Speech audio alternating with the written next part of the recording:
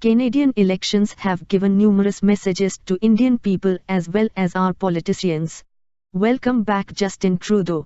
The Canadian citizens must be congratulated for returning Liberals headed by Prime Minister Justin Trudeau without an absolute majority. He will need the support from other parties, but the dangers of Conservative Party returning to power are out of question now. In the 338 members Parliament, the Liberals got reduced from 184 to 157, though the opposition Conservative Party increased its seats from 99 to 121, but still far short of the halfway mark. In the overall vote percentage, Conservatives were 34.4% while the Liberals got 33.1%, and the New Democratic Party headed by Mr. Jagmeet Singh, which got 15.9% vote share and 24 seats. Singh was projected as the prime ministerial candidate and has support of a large number of the minorities, immigrants and other progressive. This result also brought 98 women parliamentarians, which constitute about 29% of the total representatives. Last time it was 88 members.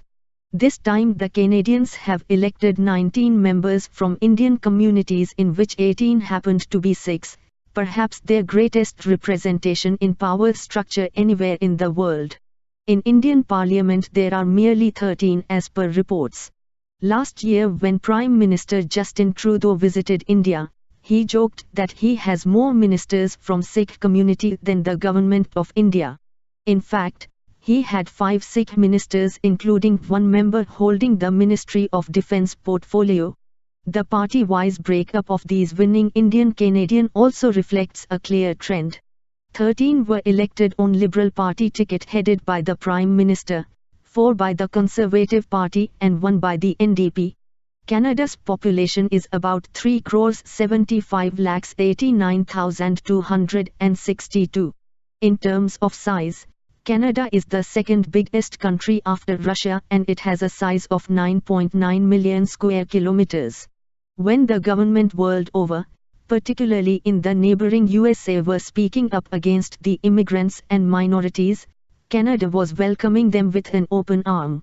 According to data available, Canada admitted 313,580 immigrants from 2018 to 2019.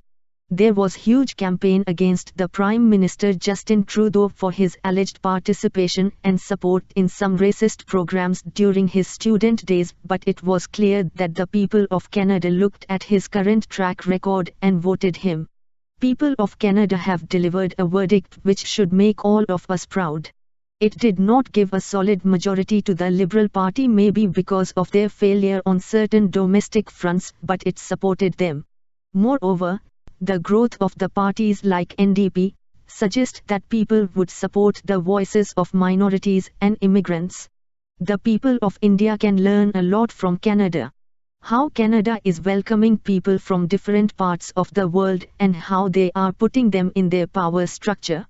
The immigrants in Canada, the Sikhs or anyone, are not mere than century-old, unlike Muslims and Christians in this country who are living more than 700 years, and there is no immigration here that happened to Western world, and yet we are asking hundreds of questions of loyalty to both Muslims and Christians here, whose track record in our national building remain far superior to those who are enjoying the fruits of power. Today, we celebrate the victory of Canadian Indian, and if there are ministers, we feel proud on them, but why? All of them are Canadian citizens and they might have migrated several years back and now dedicated to the Constitution of Canada. Their only relation with India remains cultural. Can we do the same if things happened here? Muslims here are Muslim Indian and Indian Muslims and have no other loyalty. None celebrate elsewhere on their victory except their own constituency. Everyone knows about the French-speaking Quebec state of Canada, which speak of its distinct French identity and talks of more autonomy and yet flourishing here. None call them anti-national and there is no military presence. Canada is a shining example of how we can progress peacefully and in coexistence. India was an example. We all have those traits, and we had a leadership who we hate because their building a plural society was the biggest hindrance in the way of those who wanted to get absolute power without any accountability. Opposition is not a burden. All those who seeks votes in the name of minorities and immigrants are not anti-national. Minorities, immigrants too have right to express their feeling and ask questions to all in parliament and must have representation. Indian media is running campaign to demolish the opposition and minorities as well as marginalized.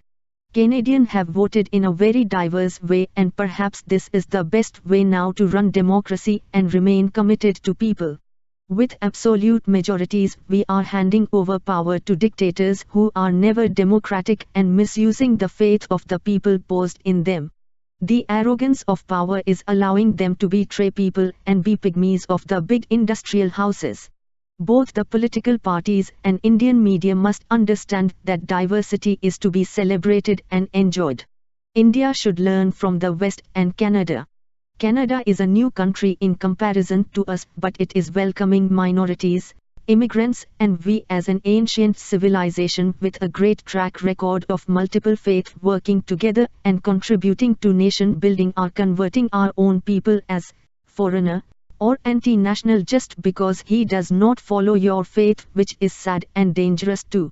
A huge country like India cannot run smoothly by putting a gun over the head of its minorities and making them suspect for every anti-national or illegal act. This has to stop. Learn from the West and Canada, particularly as it engages with minorities and immigrants, and do not treat them anti-national just because they disagree with the Prime Minister or ruling party.